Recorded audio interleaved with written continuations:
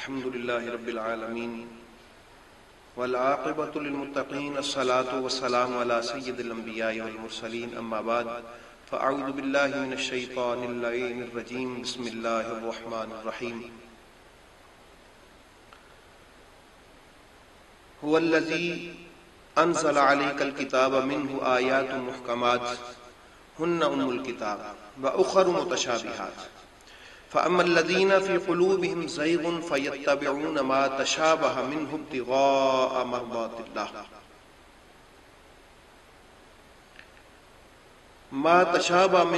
تشابه منه ابتغاء الفتنة وابتغاء تأويله وما يعلم تأويله إلا الله والراسخون في العلم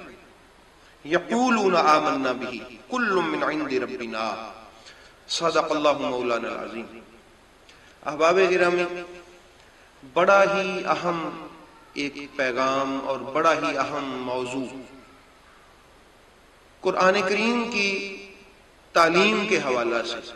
آپ احباب کے لیے لے کے حاضر خدمت ہوں۔ چونکہ عوام الناس ایسی باتوں سے بے بہرہ ہے، یہ سورہ مبارکہ آل عمران کا آغاز ہے جس میں اللہ تعالیٰ فرماتا ہے کہ اس کتاب میں نے دو قسم کی آیات نازل فرمائی ہیں۔ ایک آیت کون سی ہے؟ فرمایا کہ منہ آیات محکمات ہن ام الکتاب، ایک محکم آیات ہے جو کتاب کی اصل ہے، یعنی جو بھی اصول کوئی دلیل اخذ کی جائے گی، کوئی استنباط کیا جائے گا، کوئی مسئلہ لیا جائے گا، کوئی اصول درک کیا جائے گا، اس سے کسی قسم کی کوئی دلیل پکڑی جائے گی، کوئی مناظرے کی صورت میں، حکم لینے کی صورت میں، احکام کا استنباط کرنے کی صورت میں، تو وہ آیات محکمات سے ہی لیا جائے گا، یہ ہے۔ اور دوسری وَأُخَرُ مُتَشَابِهَاتٍ، اور دوسرا قسم کی جو آیات ہیں وہ متشابہات ہیں۔ اس کے بارے میں فرمایا کہ فَأَمَّا الَّذِينَ فِي قُلُوبِهِمْ زَيْغٌ، وہ لوگ جن کے دلوں میں کجی ہے، ٹیڑھا پن ہے، یعنی جو ایمان سے کچھ پھرے ہوئے ہیں، درست سمت نہیں ہے جن کی قلبی طور پہ، ان کے لیے فرمایا کہ فَأَمَّا الَّذِينَ فِي قُلُوبِهِمْ زَيْغٌ فَيَتَّبِعُونَ مَا تَشَابَهَ مِنْهُ، وہ آیات متشابہات کی طرف توجہ کرتے ہیں، اور کیونکہ ان کے دلوں میں کجی ہے، کیوں؟ ابتغاء الفتنہ، امت میں مسلمانوں میں فتنہ ڈالنے کے لیے، وابتغاء تأویلی، اور وہ اس کی تعویل چاہتے ہوئے، ان کا ارادہ ہے کہ ہم ان آیات متشابہات کی بھی تعویل کرتے ہیں۔ اللہ رب العالمین نے پھر آگے اس کے بعد واضح طور پر فرمایا کہ وما یعلم تأویلہ، کہ ان آیات متشابہات کی تعویل کو تو کوئی جانتا ہی نہیں ہے۔ تو جب جانتا ہی کوئی نہیں ہے تو پھر وہ ان پر گفتگو کیوں کرتے ہیں؟ جب ان آیات سے وہ واقف ہی نہیں ہے تو پھر ان آیات پر بحث کیوں کرتے ہیں؟ ان آیات کو لے کر وہ لوگوں میں فتنہ کیوں ڈالتے ہیں؟ اب اللہ فرما رہا ہے کہ وہ نہیں جانتے اس کی تعویل کو، وہ اس کی تعویل کرتے ہیں، ساتھ ہی فرما دیا فتنہ ڈالنے کے لیے۔ اس لیے احباب گرامی، جو کوئی بھی آپ کو نظر آئے ایسا کوئی خطیب، کوئی ایسا مقرر، عالم تو میں نہیں کہتا، کوئی خطیب، کوئی مقرر جو آیات متشابہات پر بحث کر رہا ہو اور دلائل پیش کر رہا ہو ان آیات سے، تو سمجھ جائیں کہ وہ فتنہ ہے، کیونکہ اس کو فتنہ اللہ نے فرمایا ہے۔ علماء تو آیات محکمات پر کے علاوہ بات نہیں کرتے، یہ بڑا اہم موضوع ہے۔ اچھا، اس کے بارے میں فرمایا کہ ان آیات کی تعویل اگر کوئی جانتا ہی نہیں ہے تو پھر ان کو نازل کیوں کیا ہے، نازل کیوں کیا اللہ رب العالمین نے؟ فرمایا الا اللہ، ہاں نازل کرنے والا خدا جانتا ہے کہ ان کی تعویل کیا ہے۔ آپ جب اس کو پڑھیں گے نا،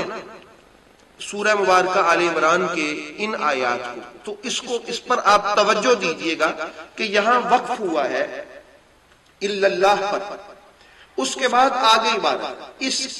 کی تعویل کوئی نہیں جانتا سوائے اللہ کے،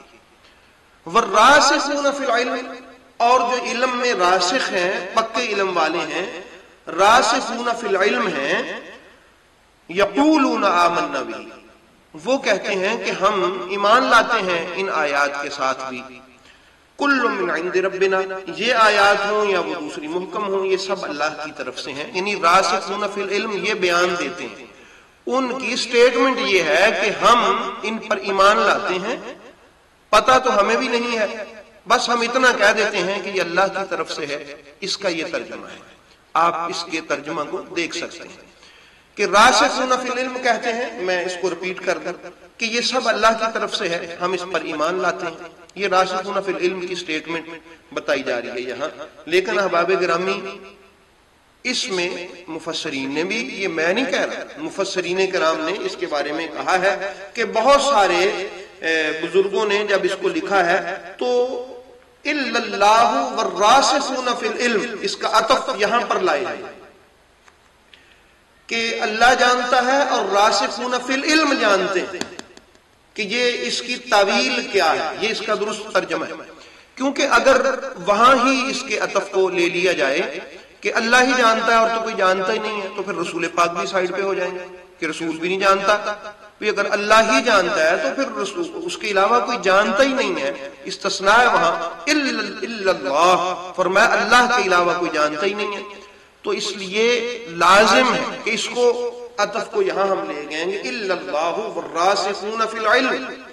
اللہ بھی جانتا ہے اور راسخون فی العلم بھی جانتے ہیں کہ ان کی تعویل کیا ہے، اور ساتھ میں ان کی سٹیٹمنٹ یہ بھی ہے کہ ہم جانتے بھی ہیں اور ہم ایمان بھی رکھتے ہیں ان پر کہ یہ اللہ کی طرف سے ہیں. اور اس پر مفسرین نے لکھا ہے، آپ پڑھ سکتے ہیں تفاسیر میں. تفسیر ضیاء القرآن آج کے دور میں اردو کی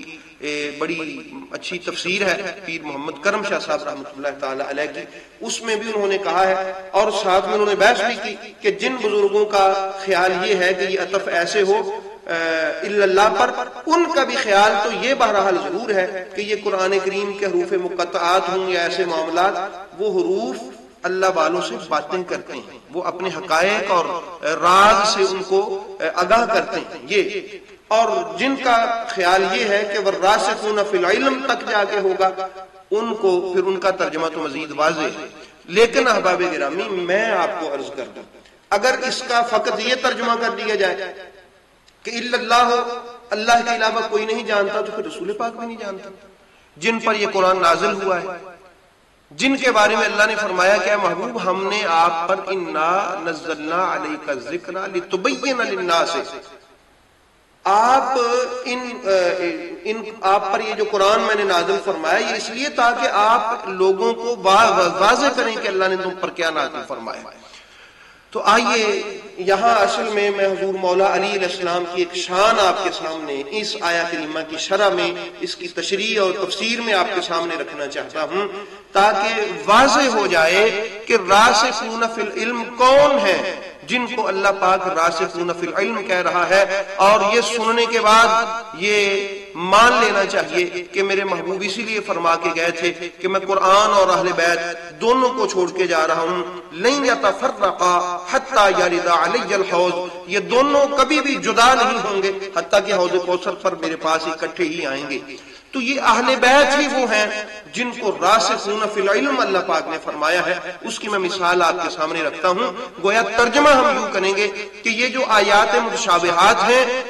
ان کی تعویل اگر کوئی کرتا ہے جو جانتا ہی نہیں ہے وہ فتنے والا ہے، وہ فتنہ چاہتا ہے مسلمانوں میں، کیونکہ اس کی تعویل یا خدا جانتا ہے یا راسخون فی العلم جانتے ہیں.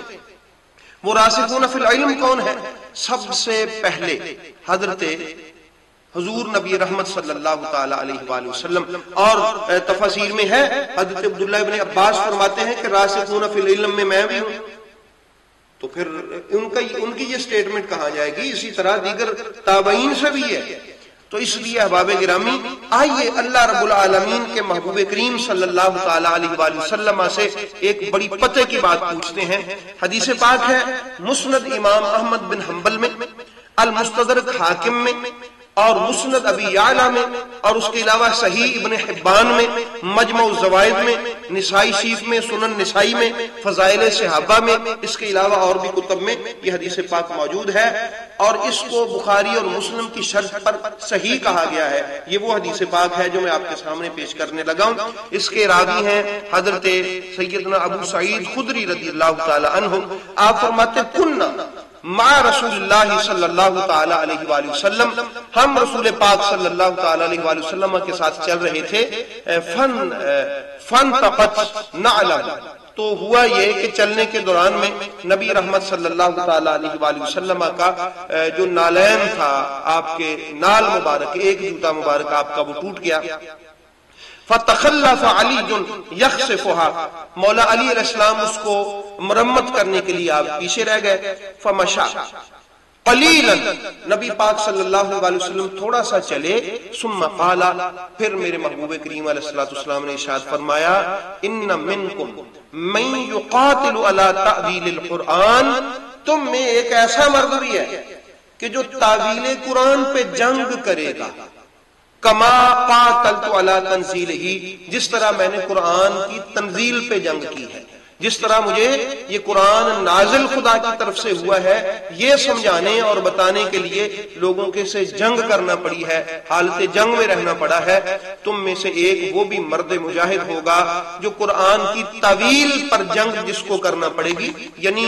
یہ اس کی بہت بڑی سعادت ہے۔ یہ کوئی ایسی خوشی کی بات بھی نہیں تھی کہ بڑا کوئی آسان کام تھا، یہ تو کوئی میرے مولا علی سے پوچھے کہ انہوں نے یہ کیسے اس میں سے گزرے، کتنی تکلیفیں رت جگہ اور پریشانیاں اٹھائی ہیں حضور مولا علی علیہ السلام نے۔ تو ہوا کیا، فاستشرف لہ القوم، ساری قوم جو تھی صحابہ تھے، انہوں نے سمجھا کہ یہ تو بڑی فضیلت والی بات ہے، جس کو بھی یہ نصیب ہوگی یہ تو بڑی فضیلت والی بات ہے۔ تو فرمایا فیہم ابو بکر و عمر رضی اللہ تعالی عنہما، حدیث پاک کے الفاظ ہیں کہ ان صحابہ میں حضرت جناب ابو بکر صدیق رضی اللہ تعالیٰ عنہ اور جناب عمر فاروق رضی اللہ تعالیٰ عنہ بھی تھے۔ تو فرمایا قال ابو بکر رضی اللہ تعالیٰ عنہ انا ہوا یا رسول اللہ، یا رسول اللہ صلی اللہ تعالیٰ علیہ وآلہ وسلم، وہ جو تعویل قرآن پہ مرد جنگ کرے گا وہ میں ہوں۔ فقال اللہ، نبی پاک علیہ الصلوۃ والسلام نے فرمایا نہیں۔ پھر کیا ہوا، قال عمر رضی اللہ تعالی عنہ انا ہوا یا رسول اللہ صلی اللہ تعالی علیہ وآلہ وسلم، یا رسول اللہ وہ میں ہوں جو تعویل قرآن پہ جنگ کرے گا۔ قال اللہ، نبی پاک علیہ الصلوۃ والسلام نے فرمایا نہیں۔ دیکھیں یہ بڑے شرف کی بات تھی، اس لیے ہر کوئی چاہتا تھا یہ شرف مجھے نصیب ہو، لیکن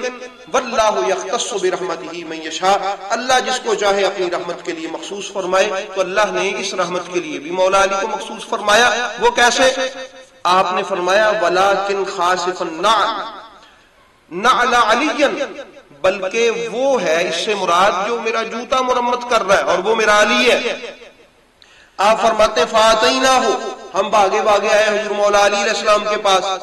فبشرناہ، ہم نے ان کو خوشخبری سنائی کہ یا علی آپ کی شان میں آج میرے محبوب پاک نے ایک اور ارشاد فرما دیا۔ تو فرمایا فلم یرفع به راسہ، انہوں نے اپنا سر تک بھی نہیں اٹھا کے دیکھا، اپنے کام میں مشغول رہے، جوتا مرمت کرتے رہے۔ فرماتے کانہ قد کان سمعہ من رسول اللہ صلی اللہ علیہ وآلہ وسلم، ہمیں پھر محسوس ہوا کہ یہ بات انہوں نے رسول پاک سے پہلے بھی سنی ہوئی ہے، یعنی ان کو علم تھا کہ مجھے تعویل قرآن پہ جنگ کرنا پڑے گی۔ پھر مولا علی علیہ السلام کو خوارج سے اور بہت سارے لوگوں سے تعویل قرآن پہ جنگ کرنا پڑی، یعنی قرآن کی آیات کا اصل میں حکم کیا ہے، یہ تعویل۔ کوئی اپنی طرف سے معنی مراد لے لے کہ قرآن کی آیت کا یہ معنی ہے جو ہم نے مراد لیا ہے، اس کا حکم یہ ہے جو ہم نے اس سے اخذ کیا ہے، یہ مسئلہ ہے جو ہم نے استنباط کیا ہے، یہ ہے۔ مولا علی علیہ السلام نے فرمایا میں بتاؤں گا کہ قرآن کریم کے احکام کے اصل معنی اور مفاہیم کیا ہیں۔ یہ اللہ تعالیٰ نے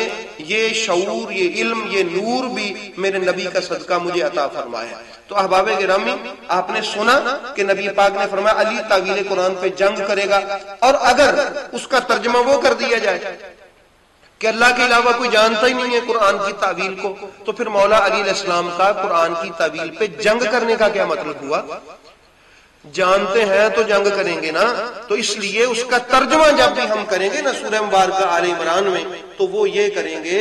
کہ اللہ اور راسخون فی العلم، یہ جانتے ہیں کہ ان آیات کی تعویل کیا ہے، ہر کوئی نہیں جانتا کہ ان آیات کی تعویل کیا ہے، اور ان راسخون فی العلم میں جو سب سے بلند درجے پہ کھڑا دکھائی دے گا وہ میرے مولا علی علیہ السلام ہے، اور پھر آگے اہل بیت اطہار، ائمہ مطہرین اور اولاد حسن اولاد علی، یہ ہے۔ اس لیے احباب گرامی حضور نبی کریم صلی اللہ تعالی علیہ وآلہ وسلم بتا گئے سارا کچھ کائنات والوں کو۔ دعا ہے کہ اللہ پاک قرآن کے فیض سے ہمارے دلوں کو، ہمارے گھروں کو، ہمارے سینوں کو، ہمارے ذہنوں کو اور ہماری قبروں کو اللہ رب العالمین قرآن کے نور سے منور رکھے۔